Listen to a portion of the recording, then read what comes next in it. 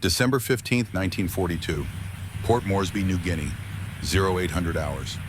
Morning heat already pressing down like wet wool blanket over airfield that smells of aviation fuel and jungle rot and fear. Captain Robert Carter, age 27, stands beside B-25 Mitchell bomber that no longer looks like bomber at all. Something protrudes from nose where glass bombardier station used to be.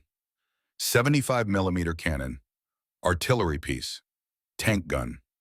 Weapon designed to be bolted into 30-ton Sherman, not 20,000-pound aircraft made of aluminum and rivets and hope. Engineers from California said this would never work. Said recoil from firing would tear wings off like pulling legs off grasshopper. Said shockwave would shatter cockpit glass and knock pilot unconscious. Said sudden deceleration would stall aircraft midair, drop it from sky like stone, hitting pond. They used words like catastrophic failure and structural fatigue and negligent homicide. They wrote reports, drew diagrams, calculated stress loads, concluded this was suicide. In 30 minutes, Rob will fire this weapon for first time in combat. Will either prove experts wrong or prove them fatally right. Will either validate General Bradford's impossible idea or become cautionary tale whispered in engineering classrooms for next 50 years. Rob touches photograph in breast pocket. Kate holding Emma, age 2, taken 6 months ago in Texas sunshine before war swallowed everything normal. Emma's tiny hand reaching toward camera, like trying to grab future that might not include father. He promised he would come home. But nobody promises anything in war. Just hopes and photographs and prayers to physics that mathematics might be merciful this once. Behind him, Sergeant Dave Sullivan loads first artillery shell into rack. 15 pounds of high explosive brass cased in metal that feels heavier than weight alone can explain. Sullivan is cannoneer. Most dangerous job in Army Air Forces. Must stand in cramped aluminum tunnel wrestling shells while aircraft bounces through combat at 200 miles per hour. While Japanese destroyers fire back with everything they have. While pilot aims entire plane-like rifle because cannon is fixed forward, cannot turn, cannot pivot, just point nose and pray. This is story of how impossible became possible. How Texas crop duster betting his life on untested innovation changed naval warfare forever. How weapon that should never have worked became foundation for gunships still flying 80 years later. How courage and gunpowder defeated slide rules and certitude.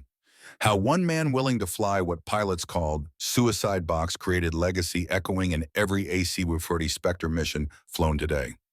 But before we understand that moment over Pacific, where physics meets courage, before we witness birth of flying artillery that rewrote rules of war, we must go back. Back to Lubbock, Texas. Back to cotton fields and crop dusters and boy who learned to fly 10 feet above ground, where mistakes kill instantly and precision matters more than speed. Back to moment when comfortable life stopped feeling comfortable and duty called louder than common sense. If this story resonates with you, if you or someone you love served in Pacific theater, flew bombers, or remembers when American innovation meant taking crazy ideas and making them work through sheer determination, take moment to like and subscribe.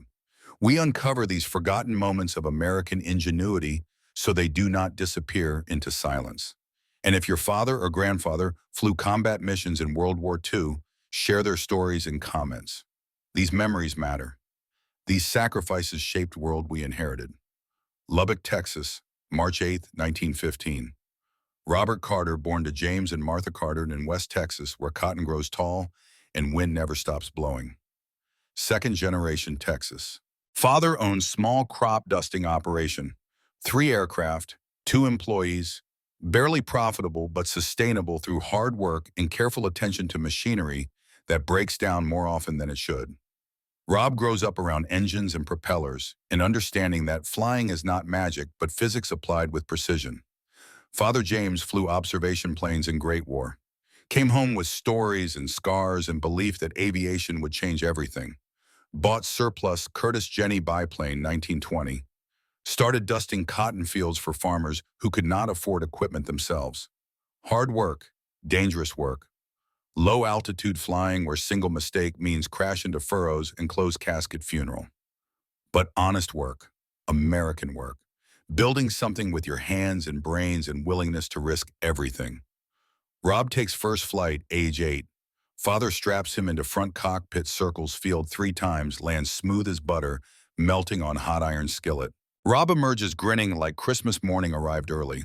That feeling of leaving ground, seeing world from above, understanding that humans could defy gravity through engineering and courage, that moment shapes everything after. By age 14, Rob is helping with dusting runs, learning to fly 10 feet above cotton, plants reading wind by watching leaves flutter, judging drift by feeling aircraft respond to invisible currents, understanding that at this altitude, there is no room for error. Throttle too low means stall and crash. Throttle too high wastes fuel and money neither father nor customers can afford. Bank too sharp and wing catches ground, tumbles aircraft into scrap metal and broken bones. Precision is survival. This lesson saves his life over Pacific years later, but he does not know that yet. Just knows that flying low requires concentration that blocks out everything else. World shrinks to instrument panel and horizon, and cotton rows stretching to infinity. Nothing else matters. Nothing else exists. High school passes in blur of mathematics, in baseball, and dreams of sky. Rob is good student, better at numbers than words. Plays pitcher for Lubbock High. Learns to stay calm when bases loaded and game depends on single throw. Learns that control beats power when stakes are high. That accuracy under pressure separates winners from also-rans. These lessons, too, will matter when aiming 75mm cannon at destroyer moving 30 knots, while tracers fill air around cockpit. But that is years away. Now is just baseball and studying and flying whenever father needs extra hands for dusting season that never seems to end. 1933. Depression hits hard even in West Texas where people already know what hard times mean. Cotton prices collapse. Farmers cannot pay for dusting. Father's business struggles. Rob graduates high school, cannot afford college even if he wanted to, goes to work full-time keeping 3 aircraft flying with salvage parts and improvised repairs. Learns that American ingenuity is not about having best equipment, about making what you have work better than it should, about refusing to accept limitations that others call absolute, about looking at broken engine and seeing not problem, but puzzle to be solved through persistence and creativity. By 1935, Rob has logged 1,200 hours, all below 200 feet. Professional crop duster, age 20. Knows West Texas fields like some men know city streets. Can read thermals by watching dust devils spiral across bare earth. Can land in crosswind that would ground commercial pilots. Can keep temperamental radial engine running with baling wire and stubbornness when proper parts are unavailable or unaffordable. Summer 1935 brings Catherine Sullivan.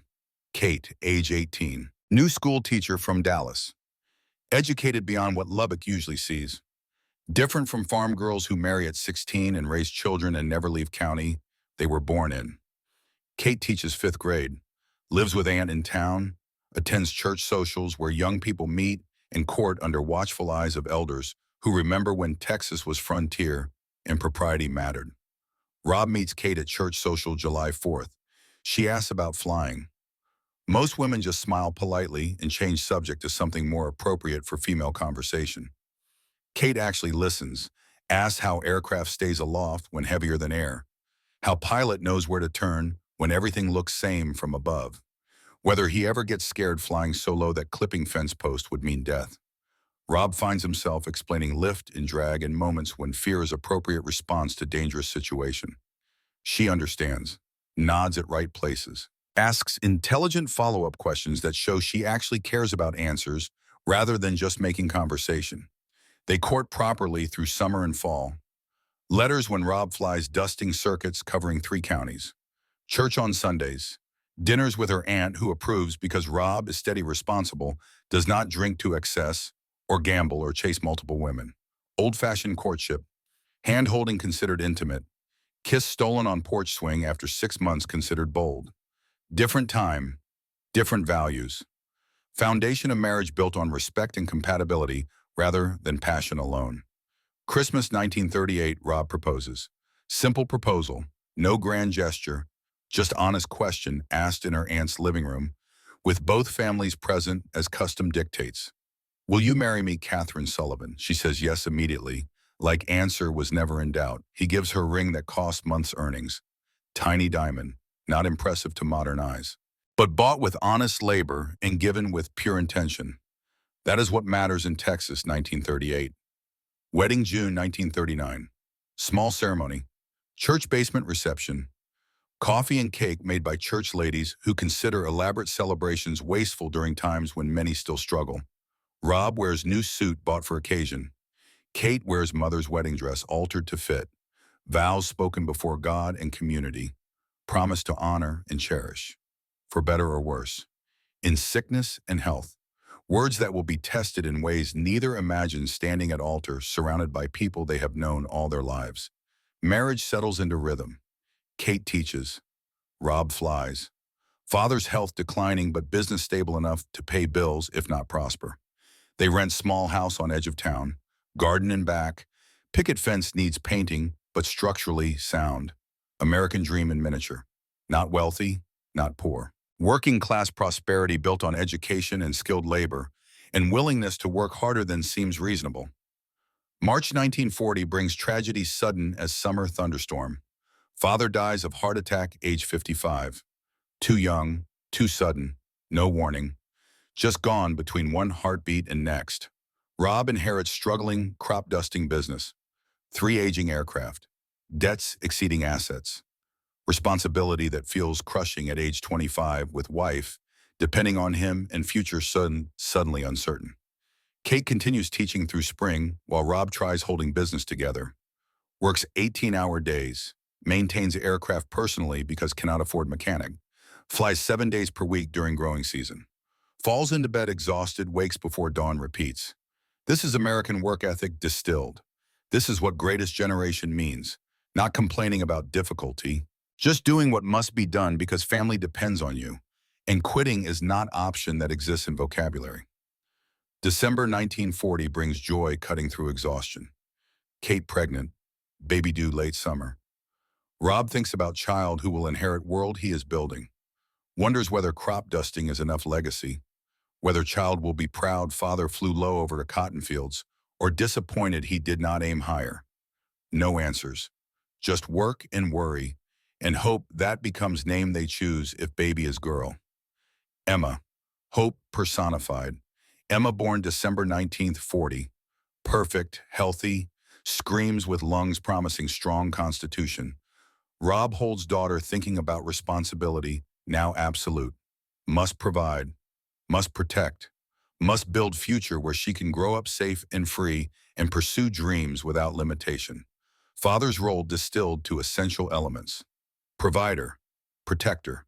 Example, Sunday dinner, June 1941. Week before world changes forever, though they do not know yet. Kate's aunt makes traditional Texas meal. Not fancy cooking, just family food done right with love and attention and ingredients bought from farmers they know personally.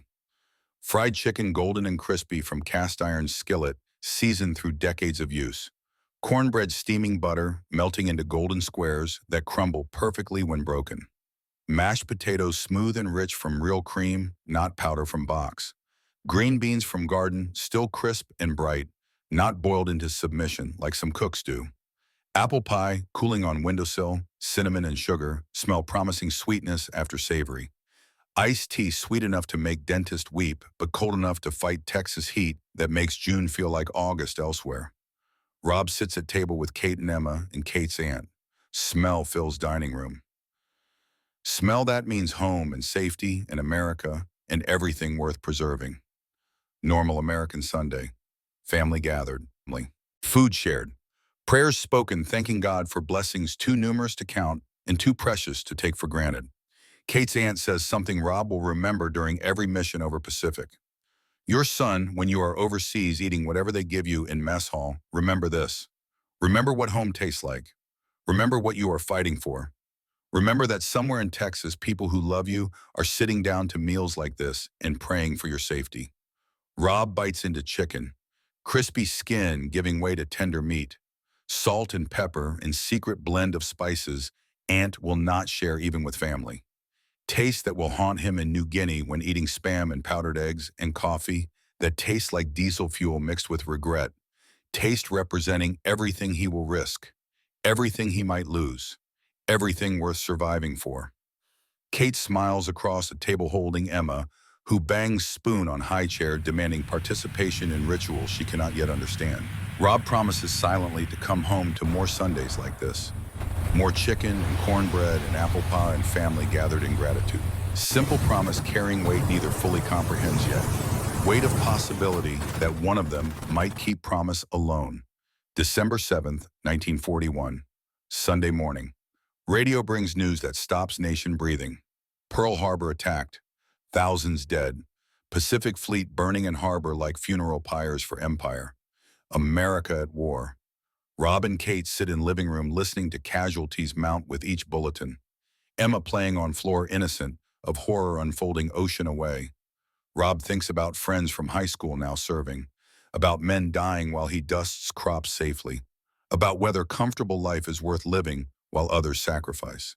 Kate sees it in his face before he speaks. You are thinking about enlisting, not question, statement. She knows him well enough after 2 years' marriage to read thoughts crossing face like clouds across West Texas sky. He nods, unable to lie to woman who sees through him completely. Kate asks question that matters more than any other. Do you have to go? Technically, no. Agriculture essential. Deferment legitimate. Draft board would never call him. Could stay home safe with wife and baby daughter and business that needs him. Could serve through feeding nation. That is contribution. That is service. But morally, Rob thinks about Emma age 1, about world she will inherit, about whether he can look her in eyes years from now and explain he stayed home safe while others fought for her freedom, about whether she will understand or wonder why father chose safety over duty when nation called. I think I have to, he says finally, voice quiet but certain. Kate cries but understands. Then come home to us. We need you here. Emma needs her father. Rob promises he will. Means it completely. Has no idea how hard keeping that promise will become. Has no idea about 75mm cannons and destroyer battles and nightmares that never fully stop. Just knows that enlisting feels right in way that staying feels wrong. January 1942 brings enlistment. Army Air Forces needs pilots desperately.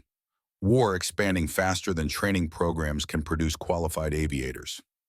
Rob's 1,200 hours civilian time makes him ideal candidate. Passes physical easily. Crop dusting keeps body hard and reflexes sharp. Passes aptitude tests scoring high on spatial reasoning and mechanical comprehension. Assigned to B-25 training, Barksdale Field, Louisiana. B-25 Mitchell, medium bomber, twin engine, North American aviation design. Sturdy, reliable, powerful enough to carry 3,000 pounds of bombs or equivalent weight in other ordnance. Designed for tactical bombing from medium altitude where accuracy matters more than payload. Perfect aircraft for a man who spent career flying precise patterns 10 feet above ground. Training reveals Rob's strengths immediately. Exceptional aircraft control comes from years reading wind and judging drift where errors mean crashing into cotton. Calm under pressure, learned pitching baseball when game depends on single throw. Smooth handling from flying temperamental engines that quit without warning if not nursed properly. But also reveals limitations. Rob lacks aggressive fighter instinct, does not think in terms of air combat maneuvering and gun solutions and kill ratios. Thinks in terms of getting to target, completing mission, bringing crew home alive. Defensive mindset rather than offensive. Not bad, just different. Better suited to bomber command than fighter jock heroics. Instructors note this in evaluations. Perfect temperament for leading crew through hours of combat. Making life and death decisions while staying focused on mission rather than personal glory. That matters more than ability to rack up aerial victories that make headlines but do not win wars. Crew assignments supposedly random, but bonds form anyway. Army puts strangers together, tells them they will live or die as unit. Somehow it works. Somehow men from different backgrounds become brothers in weeks. Lieutenant Frank Morrison becomes co-pilot. Age 23 from Boston, Irish Catholic family, third of 7 children. Father is cop, mother is nurse. Frank is loud, where Rob is quiet, confident. Where Rob is careful, jokes constantly to cover fear. Everyone feels but few admit. First thing he says to Rob carries weight of prophecy. We are going to win this war. Get drunk in Paris, then go home and raise families. Rob wants desperately to believe him. Technical Sergeant Patrick O'Brien is flight engineer, age 25 from Brooklyn, longshoreman before war, knows B-25 mechanically better than anyone Rob ever meets, can diagnose engine problems by sound alone, can fix almost anything with whatever parts available, keeps crew alive through mechanical expertise applied to situations manual never anticipated. Sergeant Dave Sullivan is initially waist gunner, age 21 from Pennsylvania coal country, will become cannoneer later, but now mans defensive guns. Quiet, steady, physically strong from years working underground, loading heavy equipment. Thinks methodically, follows orders precisely. Exactly kind of man needed for job requiring strength and discipline under fire. June 1942 brings deployment. Ship convoy to Australia. Trained to Port Moresby, New Guinea. Assigned to 345th Bomb Group, nicknamed Air Apaches. Base conditions primitive, beyond civilian imagination. Mud everywhere during rainy season that seems never to end. Heat oppressive even in shade that barely exists. Humidity makes breathing feel like drowning in air. Malaria endemic. Japanese air raids weekly. Aircraft maintenance nightmare of scavenging parts from wrecks to keep operational aircraft flying. But worst part is not conditions. Worst part is missions that accomplish nothing. September 3rd, 1942. First combat mission. Target is Japanese convoy. 3 destroyers escorting transports through Solomon Sea. Standard Army Air Force doctrine says fly at 20,000 feet. High altitude precision bombing. Norden bomb site supposedly can drop pickle into barrel from 4 miles up. Mathematics precise. Training thorough. Confidence high among crews who believe doctrine works. Rob flies textbook approach. Straight and level, exactly 20,000 feet. Bombardier calculates drift wind speed release point with mechanical precision. Norden bomb site locked on target. Beautiful gray ships cutting white wakes through blue water. Moving approximately 30 knots. Math says bombs will hit. Statistics say mission will succeed. Bomb bay doors open. 12 500-pound bombs drop into slipstream. Fall for 40 seconds. 40 seconds during which destroyer captains watch calmly calculate trajectory order, slight turns. Convoy simply moves. Changes course few degrees. Physics does rest. Bombs splash into ocean 200 yards from nearest ship. 0 hits. Convoy continues without slowing. Japanese probably laughing at American incompetence. Rob's crew flies home in silence, heavier than aircraft itself. Humiliation worse than fear. Risked lives, burned fuel, dropped expensive ordnance. Achieved absolutely nothing. Embarrassment cuts deeper than danger ever could. Mathematical impossibility happening daily. High-altitude precision, bombing perfect in theory, useless in practice against moving targets that maneuver faster than bombs fall. Pattern continues through September, October, November. Mission after mission achieving same result. 0 hits on ships, bombs hit stationary targets fine. Airfields destroyed, buildings demolished, docks wrecked. Anything not moving burns beautifully. But moving ships impossible. Destroyers watch bomb bay doors open like watching amateur magician telegraph trick. Simple turn to port or starboard. Physics does rest. American bombs splash harmlessly into Pacific while Japanese Navy runs unchallenged. Crew demoralization grows like cancer through squadron. Morrison, after 6 failed missions, speaks what everyone thinks. We are wasting time and lives for nothing. O'Brien calculates odds with mathematical precision that makes situation worse. At current hit rate need drop 2,000 bombs to hit single destroyer. 2,000 bombs at current sortie rate means flying 200 missions. Nobody survives 200 missions. Math is cruel teacher, showing homework nobody wants to see. Sullivan asks obvious question everyone thinks, but nobody speaks aloud. Why don't we fly lower? Get close enough to guarantee hits instead of hoping physics cooperates from 4 miles up. Rob has no answer because doctrine forbids it. High-altitude precision bombing in his Future of Warfare, according to Army Air Force Manual, written by people safe in offices far from combat. But future looks useless in Southwest Pacific where Japanese control seas and Americans control nothing but frustration and empty sky. November 10th, 1942. Rob writes Kate from tent that leaks when tropical storms blow through nightly, soaking everything he owns. Dearest Kate, we flew another mission today. Saw targets clearly, bombed accurately according to instruments, hit nothing. The Japanese Navy delivers thousands of troops to New Guinea without scratch. We cannot stop them. I feel useless. Came here to make difference. Instead dropping bombs into empty ocean while enemy runs unchallenged. Miss you and Emma terribly. Kiss our daughter. Tell her Daddy loves her even though Daddy is failing at job he volunteered for. All my love, Rob. He seals the letter thinking about Emma, who turned 2 years old and does not remember father's face anymore. About Kate teaching school alone while husband accomplishes nothing ocean away. About whether enlisting was courage or stupidity. About whether American values mean anything when American weapons do not work. No answers arrive with morning. Just November rains and failed missions and growing certainty that war in Pacific will be lost because nobody can figure out how to hit ships moving faster than bombs fall from altitude doctrine demands. November 20th, 1942. Changes everything. General James Bradford assumes command Allied Air Forces Southwest Pacific. Age 53. WW2 ace with 200 hours combat time over France.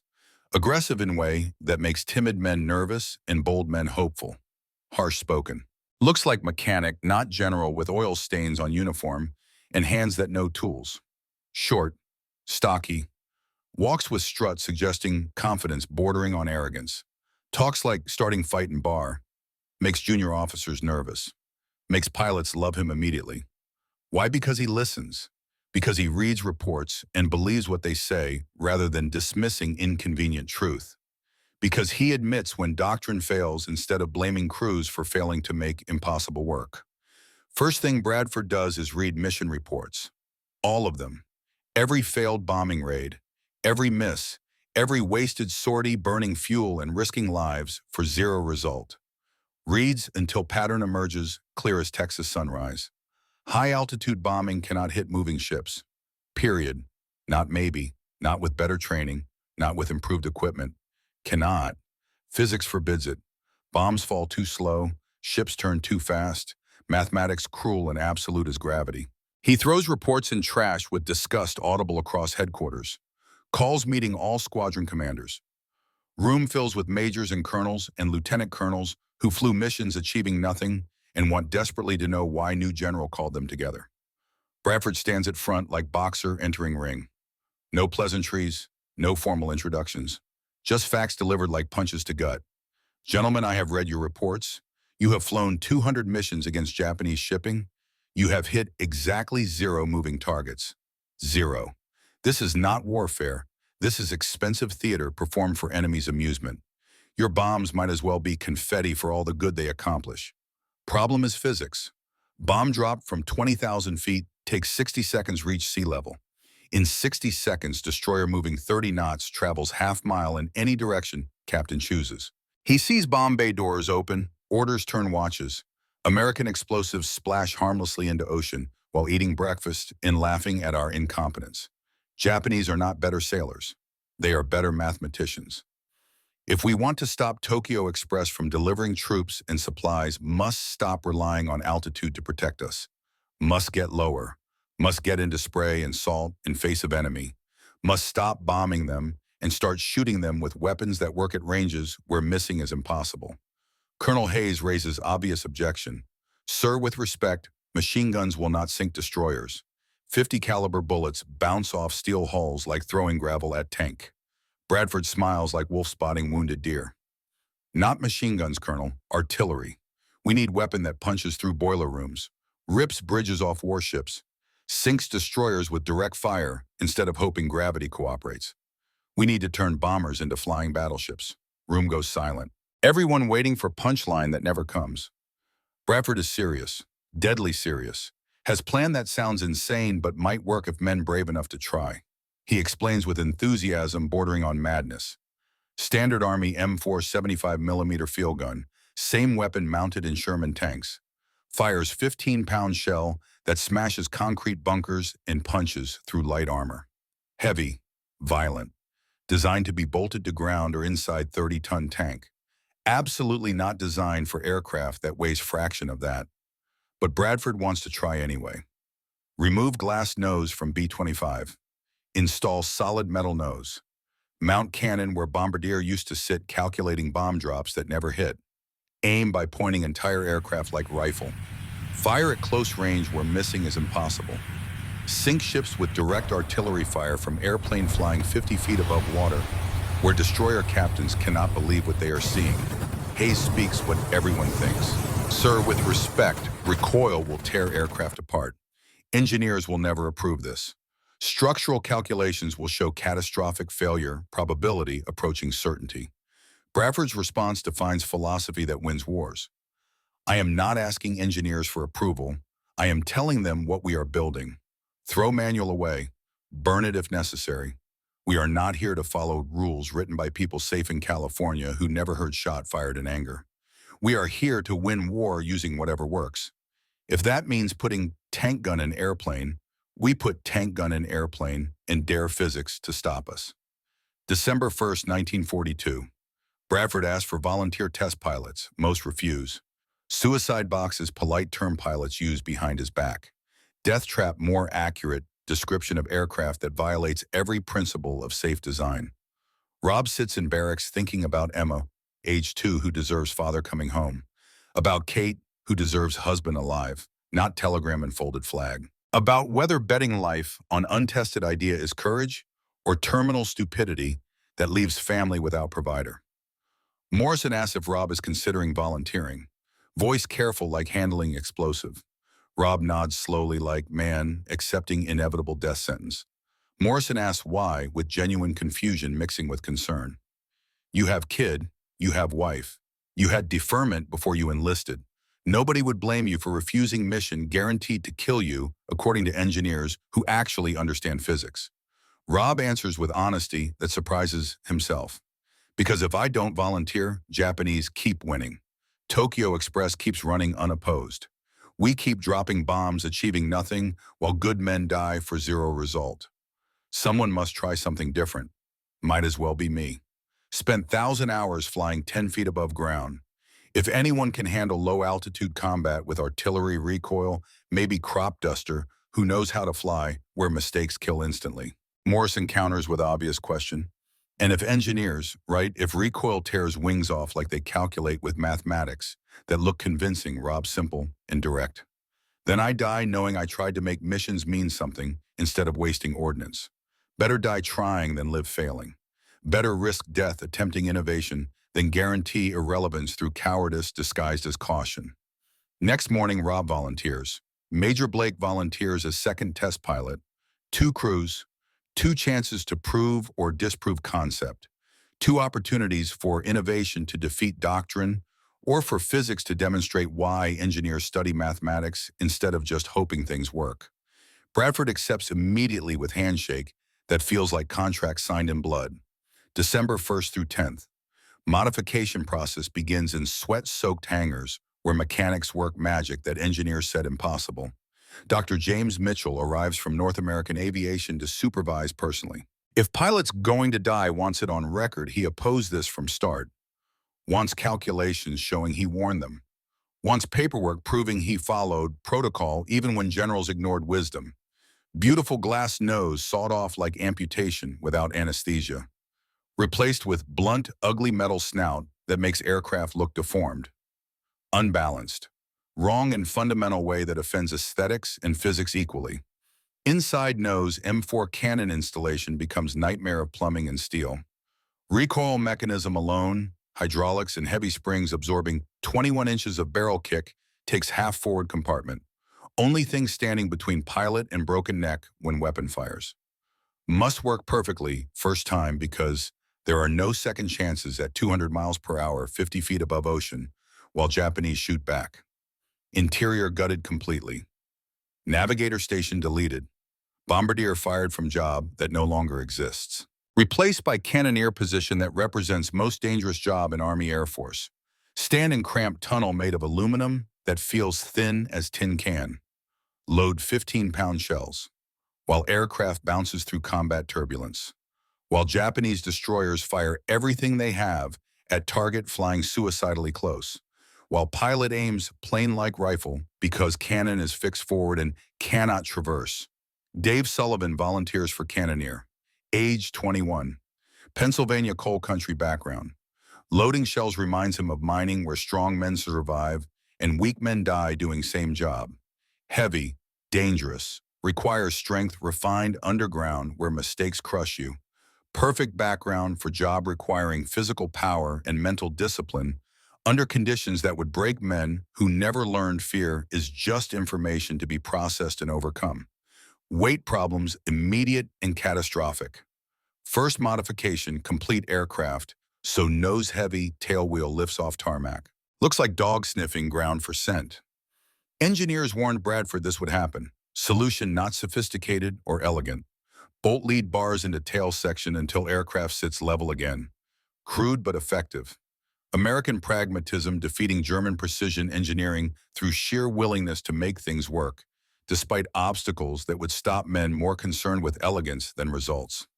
Test pilots report aircraft handles like dump truck with wings attached as afterthought. Heavy, sluggish, groans under strain like animal forced to carry load beyond capacity. Sleek bomber gone forever. Replaced by flying tank that crews nickname Lil Monster, with affection mixed with dread of testing whether monster kills enemy or crew first. Bradford does not care about handling characteristics, cares only about trigger pull, about whether cannon fires without killing crew in process, about whether innovation beats doctrine, about whether courage trumps statistics, about whether American willingness to try crazy ideas succeeds where German careful calculation failed. Tomorrow reveals truth in most definitive way possible. Night before test, December 14th. Rob writes final letter to Kate with hands shaking slightly. Not fear exactly, just recognition of mortality. Understanding that tomorrow might end everything. That physics might prove merciless. That mathematics might demonstrate why engineers study numbers instead of trusting hope. My dearest Kate, tomorrow we test weapon engineers say will kill me. Maybe they are right. Maybe I am fool for volunteering when I have you and Emma waiting home. But I watched Japanese Navy run unchallenged 6 months. Watched our bombs miss every target while good men risk lives achieving nothing. This weapon might change that. Might give us chance to actually hurt enemy instead of annoying them. Worth risking my life if it saves others. If it makes missions mean something instead of expensive theater performed for enemy amusement. If you are reading this after telegram from War Department, know that I died trying to make Emma's world safer. I love you more than words can express. Kiss our daughter, tell her daddy loved her more than life itself and tried his best even when experts said trying was suicide. All my love forever, Rob. He seals the envelope carefully, gives to Chaplain with instructions, send only if does not return. Chaplain takes letter silently adding it to stack of similar envelopes. Some will be mailed tomorrow. Some will be returned unopened. Difference between those outcomes determined by physics and luck and whether courage sufficient to overcome mathematics that suggests failure more probable than success. Rob lies in bunk, unable to sleep despite exhaustion. Thinks about recoil calculations showing forces that should tear aircraft apart. About stress limits that should not be exceeded. About catastrophic failure probability that engineers calculated with precision, suggesting doom. About Kate's face receiving telegram. About Emma growing up without father because he volunteered for mission that violated every principle of safe design. No answers arrive through darkness. Just dawn approaching them whether ready or not. Just test that proves innovation possible or proves experts right in worst way imaginable. Just moment when impossible becomes possible or becomes fatal. Everything depends on physics being merciful when mathematics suggests cruelty more likely outcome. He touches photograph one final time before dawn. Kate smiling in Texas sunshine. Emma reaching toward camera with tiny hand. World that feels distant as moon. World before war and cannons and missions where survival odds unknown because nobody tried this before. Simple photograph representing everything worth fighting for. Everything worth surviving for. Everything at stake. When sun rises and test begins and physics delivers verdict on whether American courage beats German mathematics. Tomorrow determines whether innovation defeats doctrine. Whether one man willing to fly suicide box changes war or becomes footnote in failed experiments. Whether Rob Carter comes home to more Sunday dinners with fried chicken and cornbread and family gathered in gratitude. Or whether Kate receives telegram and folded flag and memories of man who bet everything on impossible idea and lost because physics proved unmerciful. Dawn comes regardless of readiness. Test happens regardless of fear. Physics cares nothing for courage. Mathematics unmoved by determination. But Americans built nation on premise that impossible could become possible through willingness to try when others said could not be done. Tomorrow tests that premise over Pacific. Tomorrow proves whether American spirit stronger than engineering skepticism. Tomorrow, Rob flies into history or dies attempting. No middle ground exists when stakes this absolute and physics this unforgiving. December 15th, 1942, 0830 hours. Morning sun burning through tropical haze that never fully lifts. Rob walks to Texas Thunder with legs that feel heavier than body weight, alone explains. Not fear exactly. Anticipation mixed with uncertainty mixed with recognition that in 1 hour he will either prove impossible as possible or prove engineers correct in worst way imaginable. Crew assembled around aircraft that looks wrong from every angle. Morrison checking engines with O'Brien hands moving over controls with practiced efficiency born from months flying together. Sullivan loading first shell into rack 15 pounds of brass and explosive that represents either salvation or doom. Depending on physics, nobody can predict with certainty. Henderson testing radio frequencies, voice calm despite what faces them all. Garcia inspecting defensive guns, knowing they might be irrelevant if cannon test fails catastrophically. Bradford arrives without ceremony, shakes Rob's hand with grip that suggests confidence Rob wishes he felt. No speech, no dramatic words, just simple instruction. Prove them wrong, Captain. Rob nods, climbs into cockpit that smells of oil and metal and fear nobody admits feeling. Pre-flight ritual grounds him in familiar. Touches Kate's photograph tucked in breast pocket. Holds father's compass, carried every mission. Says silent prayer not to God but to physics, asking Newton and Bernoulli to be merciful this once. Sullivan in Cannoneer Tunnel taps intercom. Gun ready for loading, sir. First shell chambered after takeoff when we know aircraft can fly with this weight forward. Target is uninhabited coral reef 15 miles offshore, 1,000 yards long. Perfect aiming point visible from distance.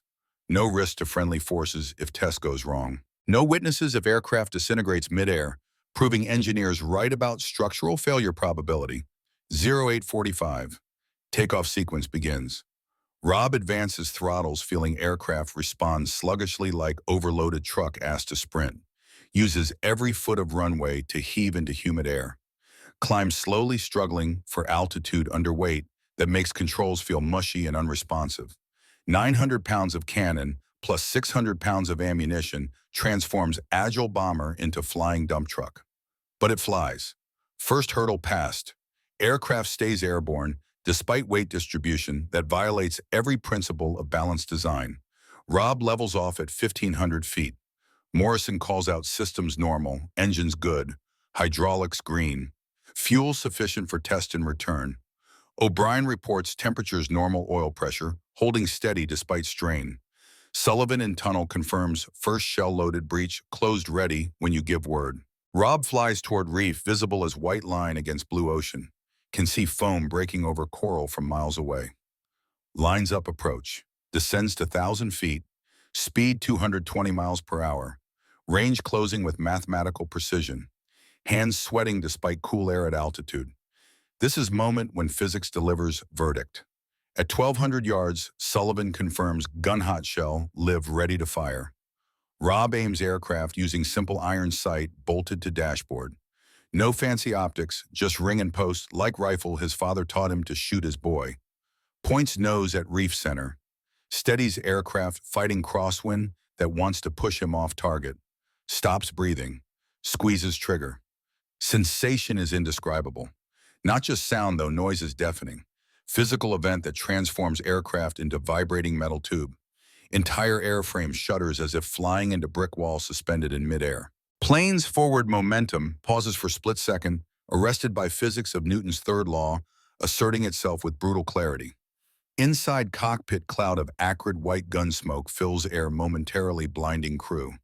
Smell is cordite and burning propellant, sharp enough to make eyes water. Noise is thump that rattles teeth and ribs and spine simultaneously. Rob fights controls instinctively. Aircraft wants to pitch down, nose heavy from recoil. He pulls back hard on yoke. Levels. Vision clears as smoke dissipates through vents. Looks around frantically, checking what his hands already tell him. Wings still attached. Rivets holding. Glass intact. Controls responding. Morrison yelling something incoherent. O'Brien shouting readings that confirm systems nominal. Sullivan screaming, "They are alive, actually alive." Down on reef, massive plume of water and pulverized coral erupts exactly where nose was pointing. Shell crossed 1,000 yards in less than a second, hit precisely on target. Exploded with force, sending debris 100 feet into air, creating mushroom cloud visible for miles. Bradford on radio from observation plane, circling at safe distance. Carter reports status immediately. Rob finds voice through adrenaline. Aircraft intact, sir. Wings attached. Crew alive. Target destroyed. We just fired tank gun from airplane and survived. Engineers were wrong. Bradford's response carries vindication, years in making. Well done, Captain. Tell Dr. Mitchell in California he can keep his slide rules and stress calculations. We are building squadron of these. War just changed. Landing is smooth despite weight imbalance and hands still shaking from adrenaline. Ground crew rushes to aircraft expecting wreckage. Find aircraft intact with soot-blackened nose and crew grinning like madmen who survived execution. O'Brien climbs out on shaking legs. That was most violent thing I ever experienced, and I loved every second. Sullivan emerges from Cannoneer Tunnel, ears ringing, hands numb from gripping supports during recoil. But grinning, would do it again right now. Morrison claps Rob on shoulder. You crazy Texas bastard actually pulled it off. Engineer said impossible. You made it routine. Bradford arrives personally to inspect aircraft, runs hand over rivets, checking for stress fractures, examines welds looking for cracks, studies recoil mechanism for signs of failure, finds nothing wrong, smiles like man who bet entire career on crazy idea and won. Order production models immediately. We are putting cannons in every B-25 we can modify. Texas Thunder is first of new breed. Flying artillery is going to change this war. What happened on December 15, 1942, forced greatest tactical shift in Pacific naval warfare. If your father or grandfather flew bombers, or if you served in any branch during this era, we would love to hear your family's stories. Share in comments below. Your memories preserve this history for future generations who will never meet men who lived it. These sacrifices must be remembered. These lessons must be learned. December 16th through January 15th, 1943. Intensive training begins immediately. Bradford does not wait for perfect test results or additional validation. Orders 6 B-25s modified using Texas Thunder as template. Rob becomes instructor, teaching tactic called Ortibor sighting because aiming cannon means aiming entire aircraft. Training requirements are revolutionary and terrifying. Must dive bomber directly at target, ignoring every instinct, screaming to evade. Ignore anti-aircraft fire filling sky with steel. Hold nose steady until close enough to guarantee hit, because missing means looping around and trying again while exposing belly to enemy guns. Effective range technically thousands of yards, but practical range in combat much closer. Must get suicidally close. 1,000 yards, 800. 600, close enough to see rivets on enemy ship and faces of sailors shooting back. Pilots practice on old shipwrecks rusting in shallow water near base. Learn terrifying rhythm that becomes second nature through repetition. Dive, stabilize, fire. Recover from recoil fighting controls that want to pitch aircraft into ocean. Reload while banking hard. Fire again. Rate of fire is slow.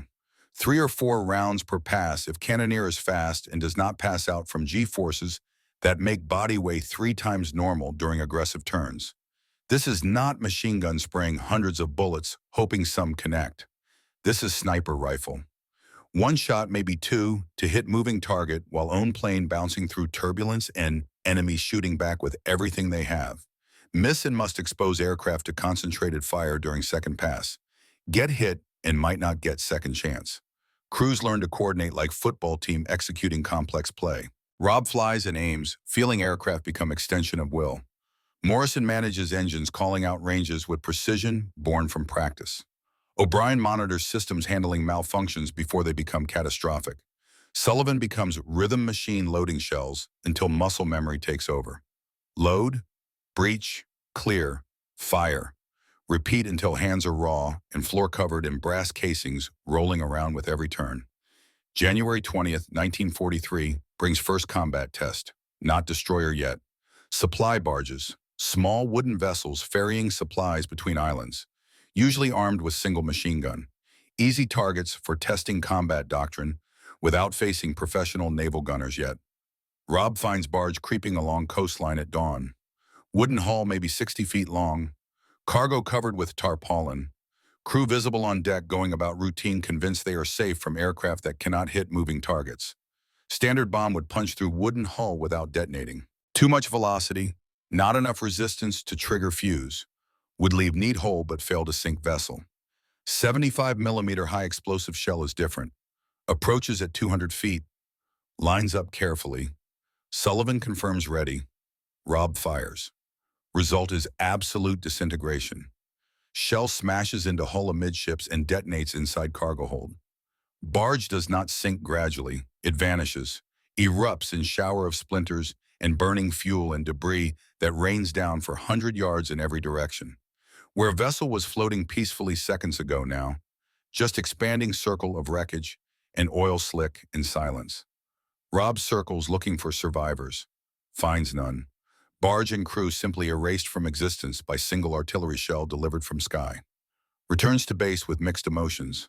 Pride at successful combat test. Horror at efficiency of killing. Morrison voices what everyone thinks. We did not just damage enemy, we deleted them from existence. O'Brien quiet for once. Processing implications. Engineers said this was suicide, meaning it would kill us. Turns out suicide for whoever we pointed at. Sullivan even quieter than usual. Seeing what 15 pounds of high explosive does to human bodies at close range changes something fundamental about understanding of war. That night, Rob cannot sleep. Keeps seeing barge disintegrate. Keeps thinking about Japanese sailors who went from alive to vapor in fraction of second without time to pray or fear or understand what killed them. Writes Kate, but cannot explain what happened.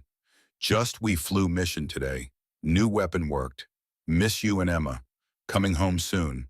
All my love. Knows he is lying with every word. Working means killing more efficiently than before. Coming home soon means killing enough Japanese that war ends. All my love means I love you, despite becoming person who erases enemies from existence without hesitation or remorse.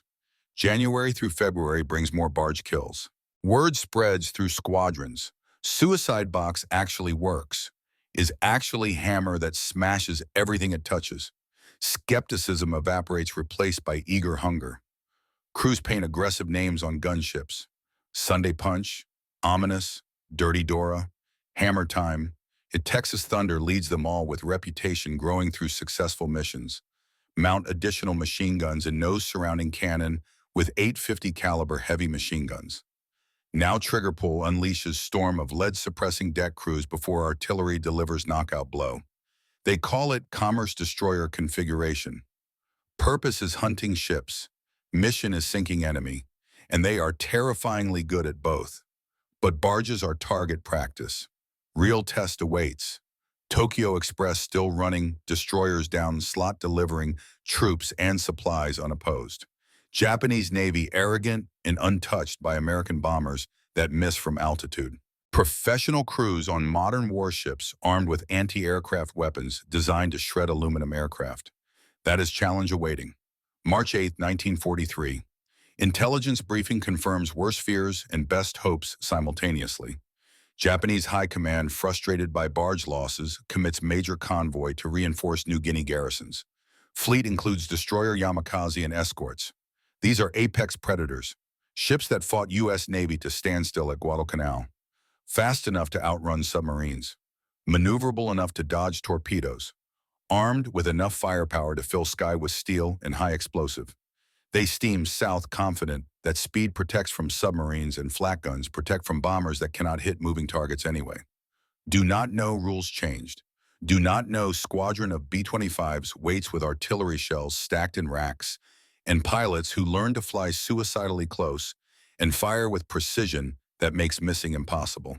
Bradford briefs mission with characteristic bluntness. Gentlemen, tomorrow we hunt giants. Yamakaze is real warship crewed by professionals who killed hundreds of Allied sailors. They will kill you if you give them chance. Do not give them chance. Get close. Fire fast. Sink them before they understand what hit them. Questions. Rob asked question that matters. Sir, engagement range. How close do we need to be? Bradford honest as always. As close as necessary, Captain. Probably suicidal by conventional standards. But we stopped being conventional when we bolted tank guns into bombers. Close enough to guarantee hits. Close enough to see their faces when they realize airplane is shooting artillery at them. March 9th, 1943. 0600 hours. Pre-mission breakfast is powdered eggs and burnt coffee and silence. Nobody jokes. Henderson loads defensive guns with focus that blocks fear. Garcia checks ammunition counts obsessively. Morrison tries to eat, but food tastes like cardboard. Sullivan sits apart running through loading sequence in mind, preparing for rhythm that keeps crew alive. Rob writes letter to Kate knowing might not return. Knowing that facing destroyer with professional crew is different from sinking wooden barges. Knowing that one hit from 5-inch gun vaporizes aircraft instantly. Dearest Kate, today we face destroyer, real warship with crew trained to kill aircraft. Engineers said testing would kill us. They were wrong about that. Maybe they are wrong about everything. Maybe innovation beats conventional thinking. Maybe courage matters more than statistics. Or maybe today I learn humility costs lives. Either way, I fly thinking of you and Emma. You are why I fight. You are what I fight for. If I do not return, know that I loved you more than life itself. All my love, Rob. 0800 hours brings takeoff. Weather is patchy with low clouds hugging water. Perfect cover for low-level ambush. Rob leads flight of 6 gunships. Texas Thunder at point. Responsibility feels heavier than aircraft. If he fails, others might too. If he succeeds, others follow. Everything depends on next 30 minutes. Breakthrough cloud layer 40 miles from target. Convoy visible on horizon. Gray shapes cutting white wakes through blue water. Rob counts 3 destroyers, 2 transports. Yamakaze leads. Largest, most dangerous. Most important target. Destroyers spot them immediately. Black puffs of flak blossom long before aircraft in range. Japanese captains order ships to turn presenting broadsides, bringing maximum firepower to bear. Standard defense. Wall of steel thrown at sky, hoping to hit something before bombers get close enough to matter. But B-25s do not climb like dive bombers would. Do not open bomb bay doors like high-altitude bombers. They drop. Push yokes forward, diving toward water. Descend until skimming 50 feet above waves with propellers kicking up spray, flying straight into teeth of enemy fire closing distance at 300 feet per second. Bradford's voice on radio carries calm that steadies nerves. This is it, gentlemen. Experts said this was suicide. Let us prove it is murder. Distance between Texas Thunder and Yamakaze closes at relative speed, approaching 400 miles per hour. From Destroyer's Bridge, Japanese captain watches through binoculars with professional assessment. Looks like torpedo run. Standard counter tactic is turning bow toward attack, presenting smallest target, making torpedo pass harmlessly down inside of hull. He barks order. Destroyer leans hard, carving massive white arc in ocean as rudder bites. Ship swings bow toward approaching aircraft. But as ship turns, captain notices something wrong. American plane is not dropping torpedo, not pulling up to escape flak, not weaving to avoid tracers, flying straight line nose down like hawk diving on prey. This is madness, flying directly into barrel of forward 5-inch gun and dual 25mm autocannons mounted on bridge wings. Game of chicken between 20,000-pound aluminum airplane and 2,000-ton steel warship. Japanese gunners open fire with everything. Tracers lash out like fiery whips cracking air around cockpit. Sky becomes chaotic web of black smoke puffs in screaming metal. Inside Texas Thunderworld shrinks to ring sight on dashboard. Rob grips yoke with white knuckles, fighting turbulence and instinct to flinch. Every tracer zipping past canopy is reminder how thin aluminum skin really is. Single hit from main gun vaporizes plane instantly turning crew into vapor before they know what happened. But Rob cannot dodge, cannot weave. Cannon is bolted to floor aiming where nose points. To aim gun means aiming plane. Must hold aircraft steady in face of wall of steel. Must ignore explosions. Must ignore fear. Must trust mathematics and training and Sullivan loading shell behind him. At 1,200 yards, Rob squeezes machine gun triggers. 850 caliber heavy machine guns erupt simultaneously. Sound as jackhammer roar vibrating through floorboards and bones. Streams of armor-piercing incendiary bullets pour from nose at 50 rounds per second. Walk across water like chainsaw kicking up line of white splashes racing toward destroyer. Impacts hit ship's bow and sweep backward toward bridge. Hammer against steel plating, sparking and ricocheting. Not meant to sink ship, meant to blind it. Hail of lead smashes bridge windows, shredding unprotected anti-aircraft crews on deck. Japanese gunners forced to duck behind gun shields. Flak falters, creating opening that saves lives. Rob holds dive. Destroyer fills entire windscreen. Gray mountain of steel growing larger by millisecond. 800 yards. 700. Sullivan taps shoulder. Gun hot. Breech closed. Breech. Shell live and ready. Rob makes micro-adjustment lifting. Nose fraction of degree, aiming for waterline beneath forward turret, where hit will penetrate into machinery spaces. Stops breathing. Stops thinking. Just feels aircraft and target in moment converging. Squeezes cannon trigger. Texas Thunder stops in midair. That is what it feels like to everyone aboard. Recoil delivers punch equivalent to collision with brick wall. Aircraft shudders violently from nose to tail. Dust floats up from floorboards. Smell of burning propellant floods cockpits sharp and acidic, making eyes water. For split second, Rob is blind. View obscured by massive cloud of white smoke belching from muzzle. But physics already at work. 15-pound high-explosive projectile left barrel at 2,000 feet per second. Crosses 600 yards of open ocean in less than second. Strikes steel hull just above waterline, with force of freight train hitting concrete wall. Impact is catastrophic beyond Japanese captain's ability to comprehend. Destroyer's hull designed to stop machine gun bullets and shrapnel, not artillery shells fired at point-blank range. 75mm round punches through half-inch steel plating, as if wet cardboard. Does not detonate on outside. Fuse set with split-second delay. Shell smashes through outer skin, tears through bulkhead, explodes deep inside machinery. Spaces turning interior into blender of shrapnel and high-pressure steam. Blast shreds pipes and electrical conduits. Fire erupts in confined space. Men die instantly, or worse, slowly. On bridge, Japanese officers feel ship lurch as if run aground in deep water. Do not understand what hit them. Never imagined being shelled by airplane. Physics of warfare just changed, and they are first to learn lesson written in blood and burning steel. Texas Thunder roars over destroyer's mast so close Garcia can look down and see panic on deck. Rob pulls back on stick, climbing away. Sullivan already moving despite G-forces, making body weight twice normal. Hardest part of job happens now. Aircraft banking hard, pulling 3 Gs. Must keep balance on vibrating metal floor. Must reach into rack and pull out another 15-pound shell. Must wrestle heavy brass casing into breech fighting forces trying to pin him to floor.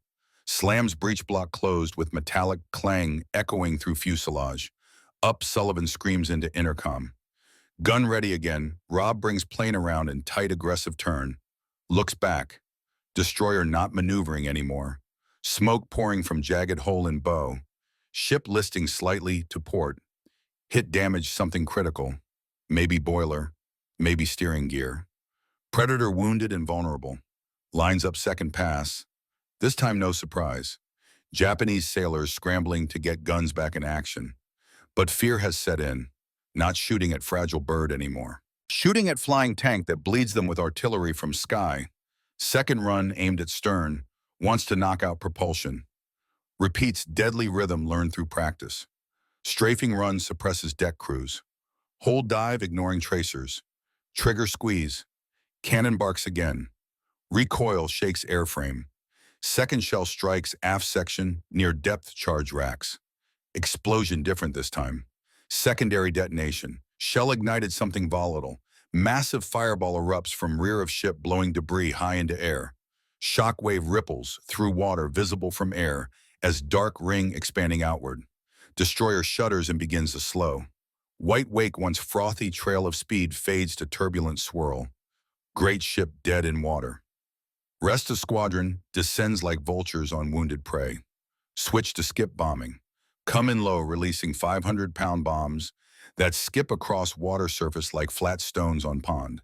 Bombs slam into side of crippled destroyer detonating on contact with hull. Yamakasi groans under assault.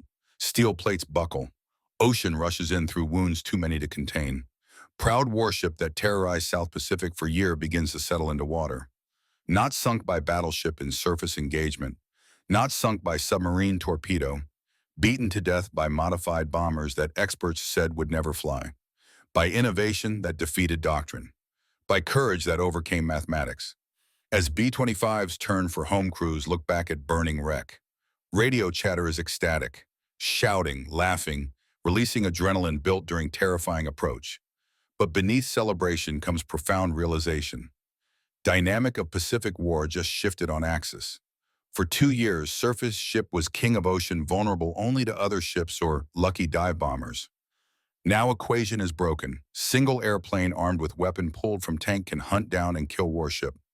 Japanese Navy can no longer hide behind flat curtains, can no longer rely on speed. Ocean has become very small, very dangerous place. In Texas, Thunder cockpit, Rob flexes hands to get blood flowing. Flight suits soaked with sweat. Floor littered with hot brass casings rolling around with every turn. Nose covered in soot from muzzle blasts.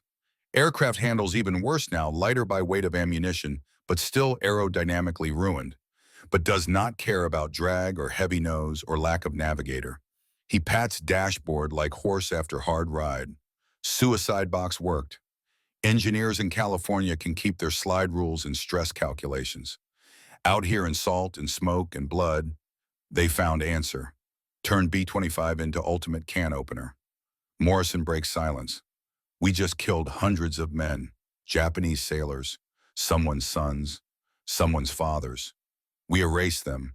Rob quiet processing weight of what they did. Finally speaks truth nobody wants to hear.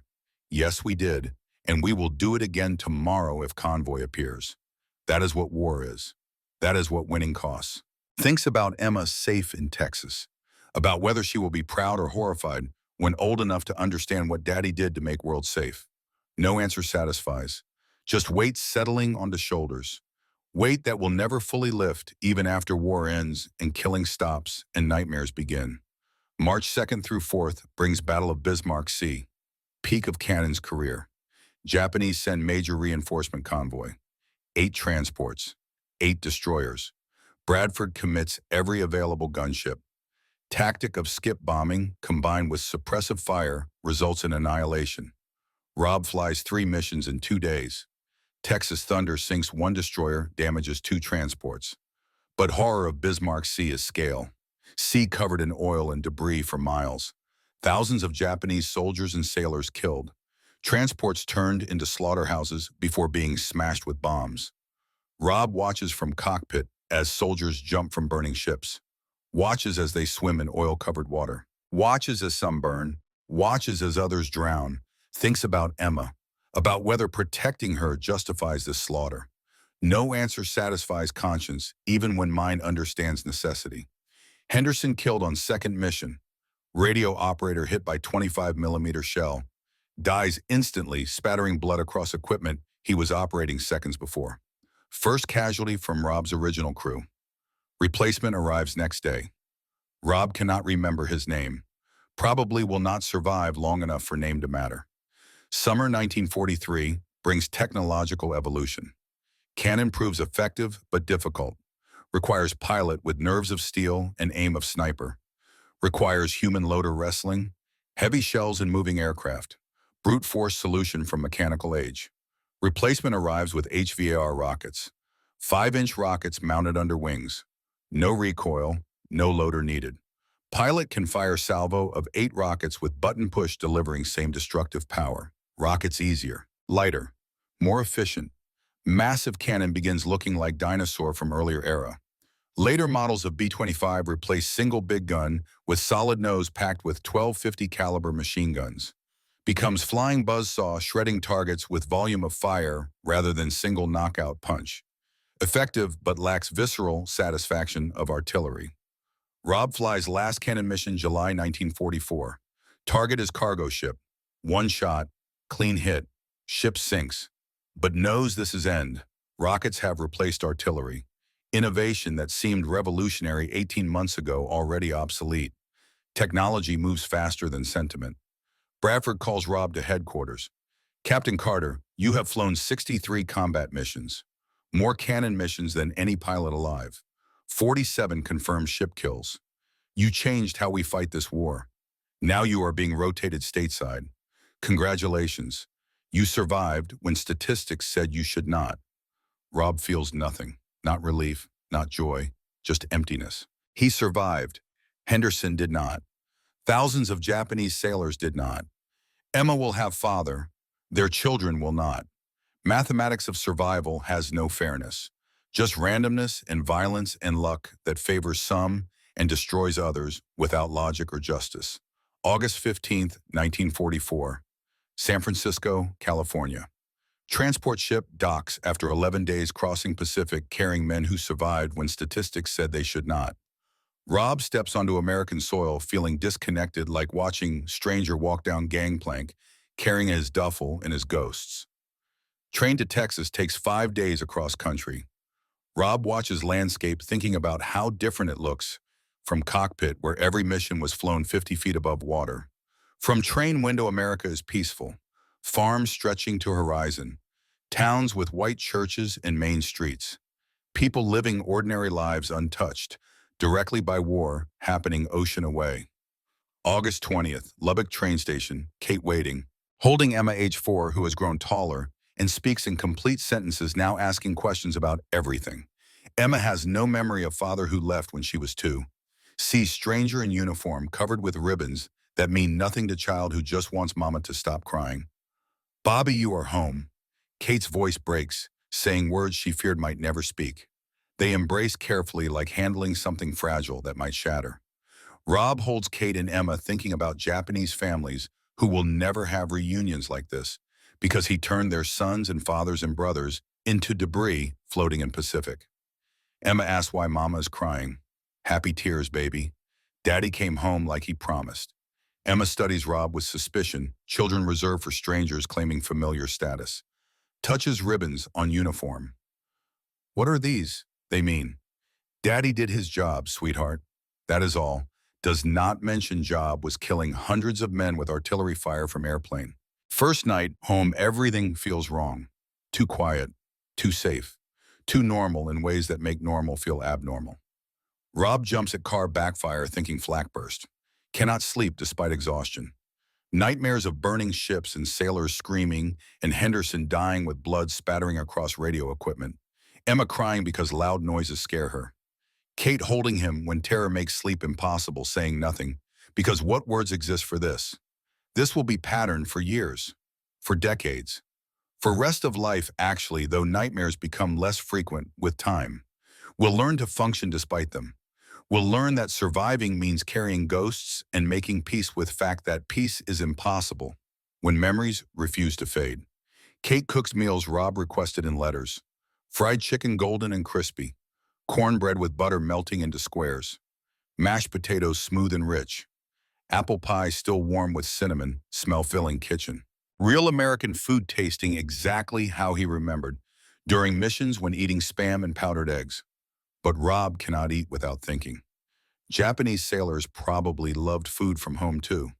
They died hungry in oiled water while he gets fried chicken in Texas.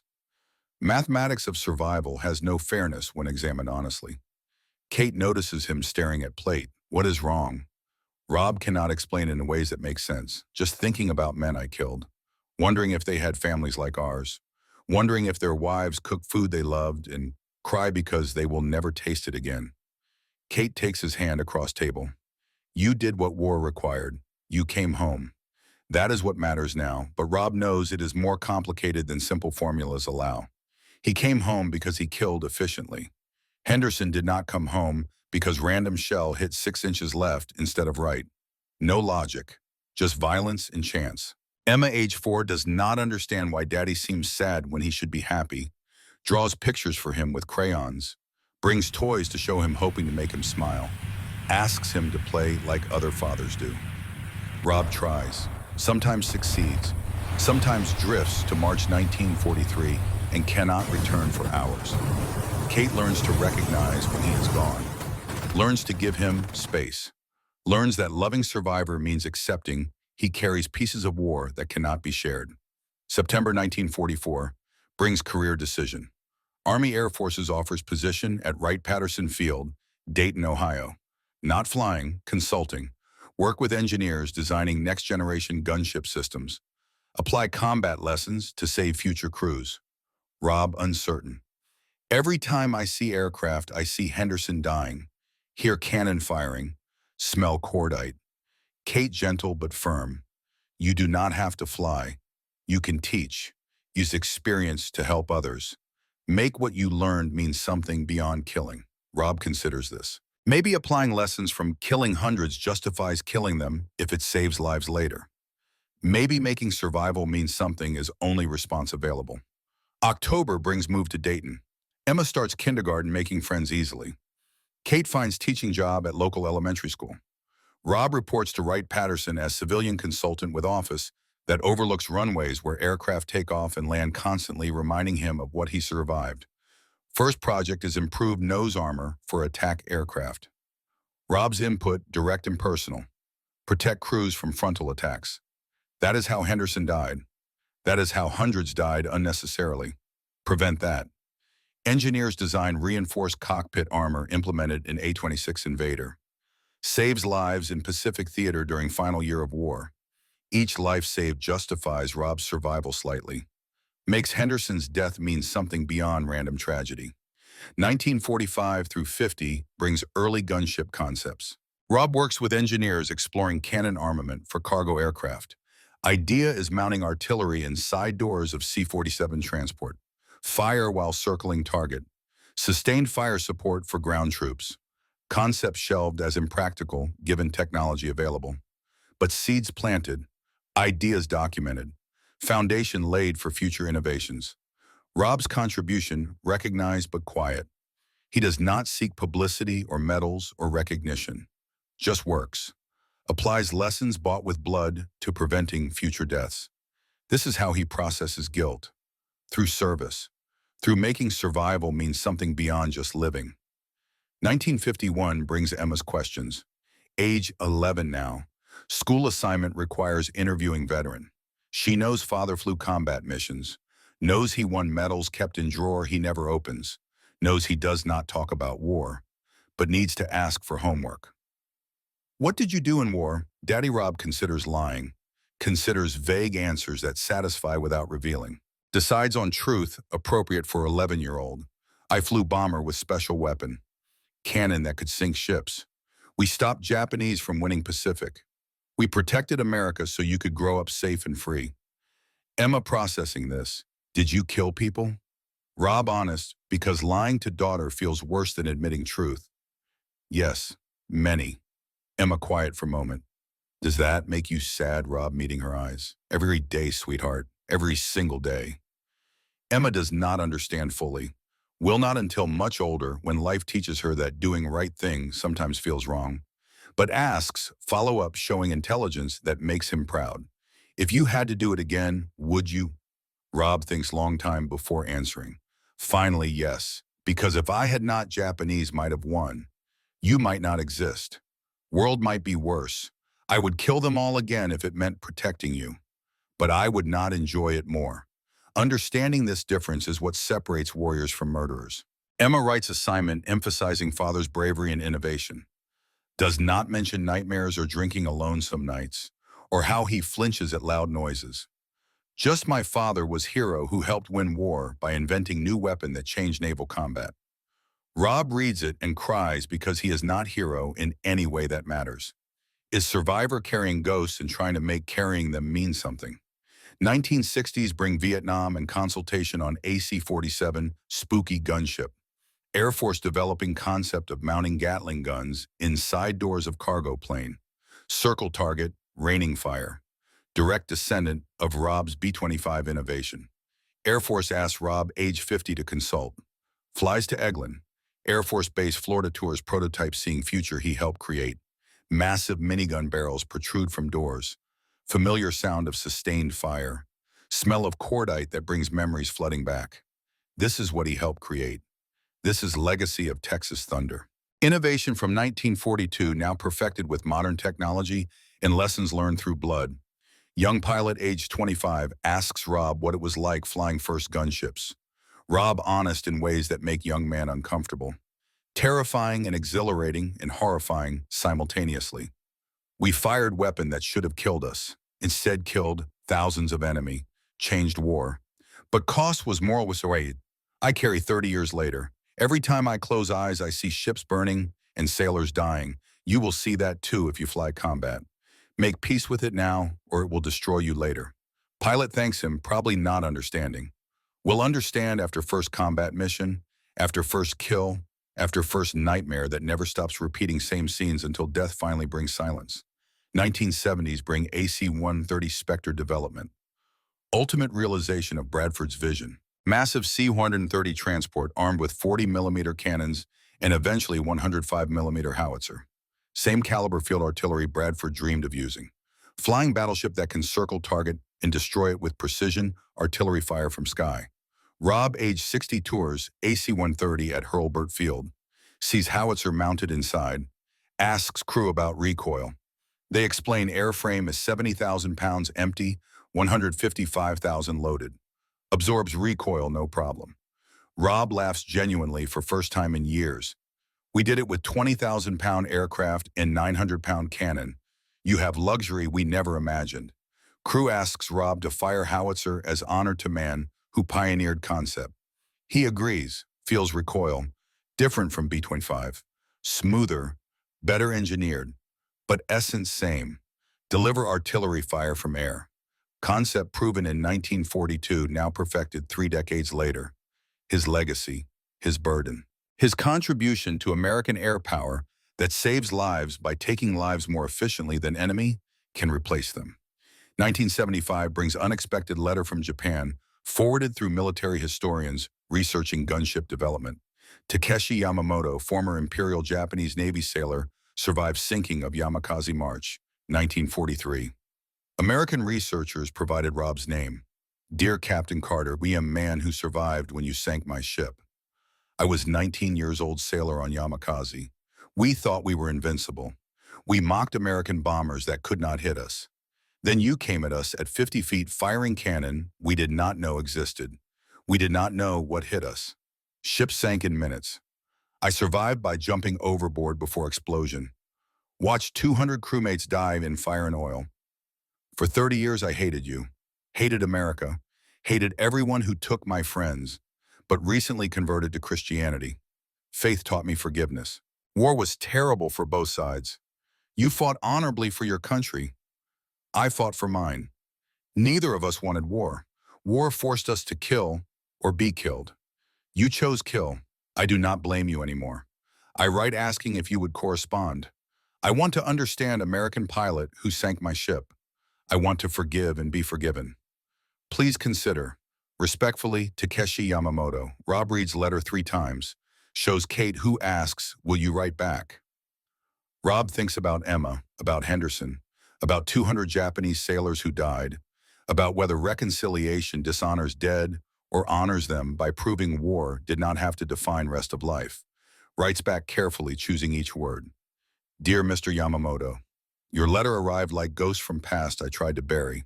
I killed your ship and crew. That is fact I cannot change or deny. For 30 years I carried guilt about hundreds I killed. You survived. That is miracle. That you forgive me is grace I do not deserve but accept gratefully. War forced us into roles neither wanted. You were 19, I was 27.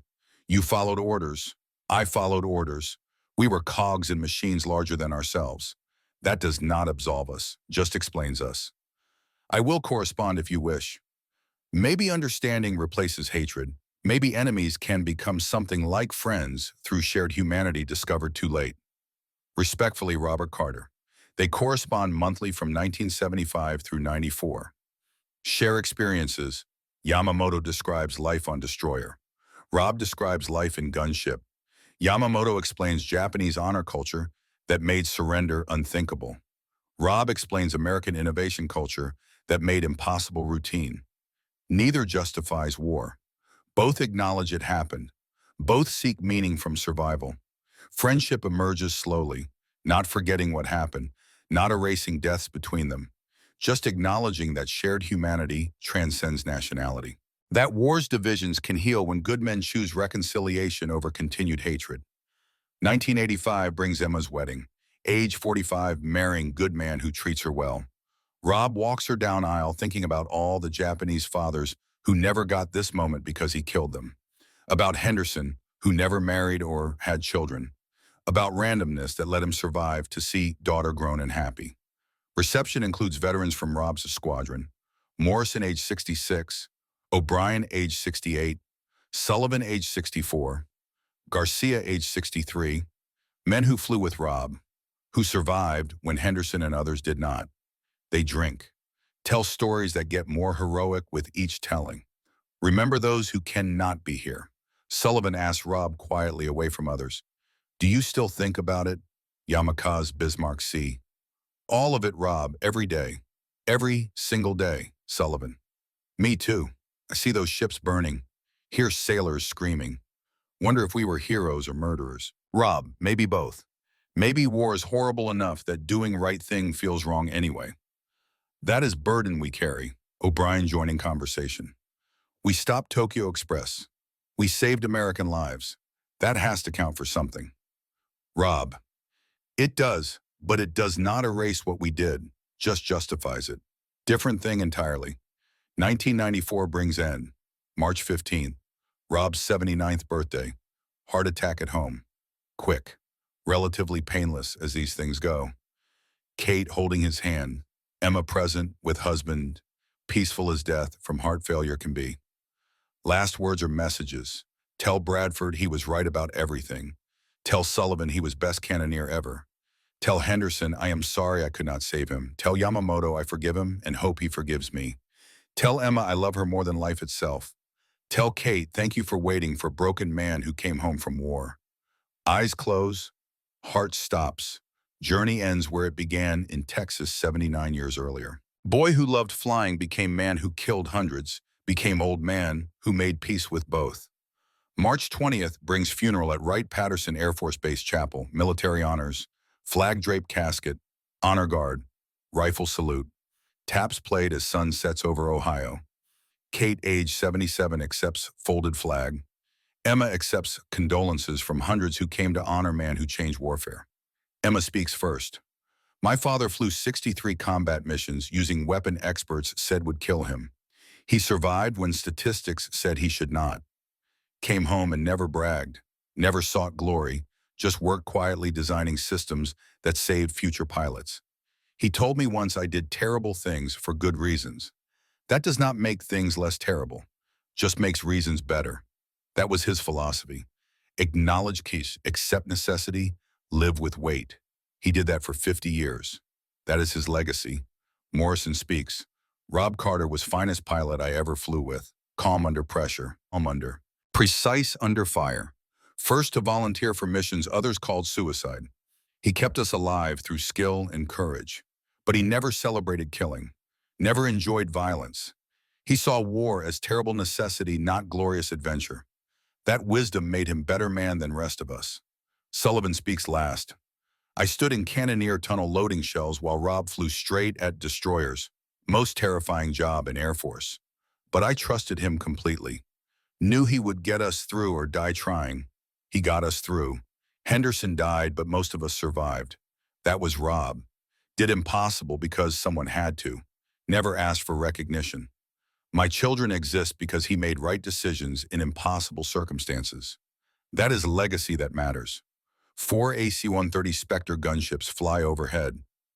Missing man formation. One breaks off climbing into clouds, symbolic of Rob joining those who went before. Crowd watches crying, veterans saluting, understanding symbol of sacrifice.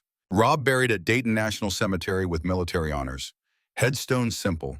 Robert Carter, Captain USAAF, 1915 to 1994. First to fire artillery from aircraft. Proved impossible possible. 4 lines summarizing 79 years. Accurate. Complete. Insufficient because how do you summarize man who bet life on untested ideas survived, then spent 50 years processing guilt while building legacy that endures March 8, 2024. 81st anniversary of Yamakasi sinking. Eglin Air Force Base hosts AC-130J Ghost Rider demonstration. Among spectators is Captain John Anderson, age 34. AC-130 gunner, Rob Carter's grandson through Emma. Never met grandfather who died when John was infant, but grew up hearing stories that seemed mythic. After demonstration, reporter interviews John about family connection. My grandfather, Captain Robert Carter, fired first artillery round from aircraft March 1943. B-25 bomber with 75mm cannon. Experts said impossible. He proved them wrong. Sank Japanese destroyer. Changed naval warfare. I fire 105mm howitzer from AC-30. Same principle, grandfather proved. Different technology. But essence identical. Deliver precision artillery fire from air. My grandfather proved concept. We perfected it. Every time I fire, I honor his courage. Reporter asks, would you want to meet him? Tell him about modern gunships. John thinks carefully. Yes and no. He would be proud. W30 exists. Proud doctrine. He proved works continues. But he would also see that innovation he created kills people efficiently today, same as 1943. He was not comfortable with killing even when necessary. Seeing it continue might break his heart again. So I honor him by serving well, by understanding weight of what we do, by acknowledging that defending America sometimes requires terrible things done for good reasons. That was his philosophy. I try to live it. March 9, 1943. Captain Robert Carter, age 27, charged destroyer Yamakasi at 50 feet, firing 75mm cannon from B-25 bomber. Experts said recoil would tear aircraft apart. They were wrong. Experts said plane would stall and crash. They were wrong. Experts said innovation was impossible suicide. They were wrong about everything except one thing. Innovation had cost. Cost measured in nightmares that never stopped. In guilt carried 50 years. In peace never fully achieved, despite victory decisively won. Rob Carter proved impossible was possible. Changed warfare. Created legacy enduring 80 years later. But victory came with burden of killing hundreds. Burden of surviving when others died. Burden of living with ghosts. He made peace with burden as much as anyone can. Raised daughter who loved him. Built career helping others.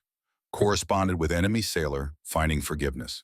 Lived 79 years, making survival mean something beyond just breathing. That is all anyone can ask from veteran. Not that they celebrate killing, that they make it count.